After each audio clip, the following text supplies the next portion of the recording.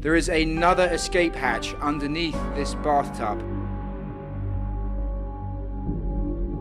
Number 10. Trying to take someone out in prison. El Gordo, real name Miguel Angel Martinez, worked as El Chapo's right-hand man throughout the 80s and 90s. However, that all ended once Martinez was thrown in prison. Fearing that his old business partner was talking to the authorities, El Chapo had an assassin and a brass band sent to the Mexico City prison. After the band finished performing a song about death, a grenade flew into Martinez's holding cell, and he was forced to quickly take cover behind the toilet. Luckily for Martinez, the toilet shielded him from much of the shrapnel, and he survived the attack on his life. He would later recount the story in court while testifying against his former boss. Number 9. Building a zoo.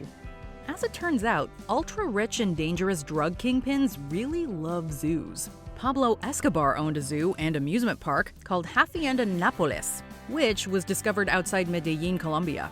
El Chapo owned a similar park in Guadalajara. According to Martinez, the man who was subjected to the attempted grenade assassination, quote, "It was a very nice ranch with a house, pool, tennis courts, and he built a zoo." Said zoo supposedly contained a train that El Chapo rode to get around, and it housed exotic animals like lions and tigers and panthers. Oh my. Number 8. Spying on his wife and mistress. Even cartels need IT guys, and the IT guy for the Sinaloa cartel was a man named Christian Rodriguez. Rodriguez eventually flipped on the cartel and used his knowledge of technology against them, providing the FBI with a wealth of information. During his time in the drug business, Rodriguez used a spyware app on the phones of El Chapo's wife and mistress, giving the paranoid El Chapo an intimate glimpse into their lives. With the app installed, he was able to track their movements, read their text messages, listen to their phone conversations, and even remotely activate the phone's camera to spy on them in real time. El Chapo was always watching. Number 7. Gifting an AK-47. El Chapo was reportedly a weapons enthusiast. He owned RPGs, a diamond-encrusted pistol, and a trove of assault rifles he supposedly fired with his family while on vacation. He was also adamant about eventually giving his offspring an AK-47. With the help of the aforementioned IT guy Christian Rodriguez, the court was able to access El Chapo's personal text messages. In one conversation he was holding with his wife, Emma Coronel Aispuro, El Chapo wrote, quote, "I'm going to give her an AK-47 so she can hang with me," referring to their daughter. It's unclear at what age exactly he wanted her holding a weapon, but it is clear that he aimed to inspire a similar passion within her. Number 6. Helicopter insurance fraud. Speaking of gifts, the drug supplier and pilot named Jorge Cifuentes gave El Chapo a modified personal helicopter worth an estimated $1 million. Cifuentes' brother told El Chapo that he should learn how to fly it in the event that he needed to make a quick getaway. However, another cartel pilot soon crashed the helicopter inside a hangar, completely totaling the aircraft and prematurely ending any hope of El Chapo learning to fly. Not one to take a loss, El Chapo and Cifuentes pushed the helicopter off a cliff to collect on the insurance money. Number 5. Escaping from max security. El Chapo's life story has always been very dramatic, and that includes a prison escape using an underground motorcycle on rails. A mile-long tunnel was dug from outside the walls of his prison to El Chapo's cell, and once the cartel leader entered the tunnel from his personal shower, he was whisked away on the underground motorcycle. This is the modified motorcycle that investigators showed us images of before. This is on a track. It seems to roll back and forth. See that? An ATV then met him outside the prison, took him to a nearby warehouse that had been exclusively purchased for the occasion, and El Chapo flew away to San Juan del Rio.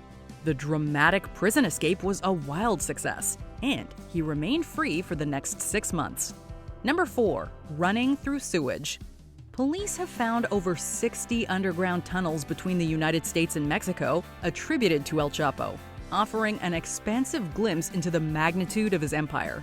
The crime syndicate had personally utilized an underground tunnel during a particularly nasty escape from the DEA. They made a surprise visit to one of El Chapo's safe houses, prompting him to flee to the bathroom, where hydraulic pistons raised the bathtub and revealed a secret tunnel.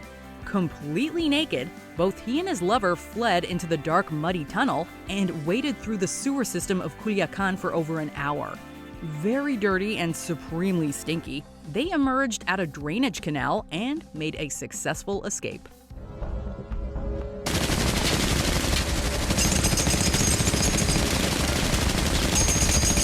Number 3. Getting his hands dirty. Many drug barons have underlings to do their dirty work, but El Chapo wasn't afraid to get his own hands dirty, both literally and metaphorically.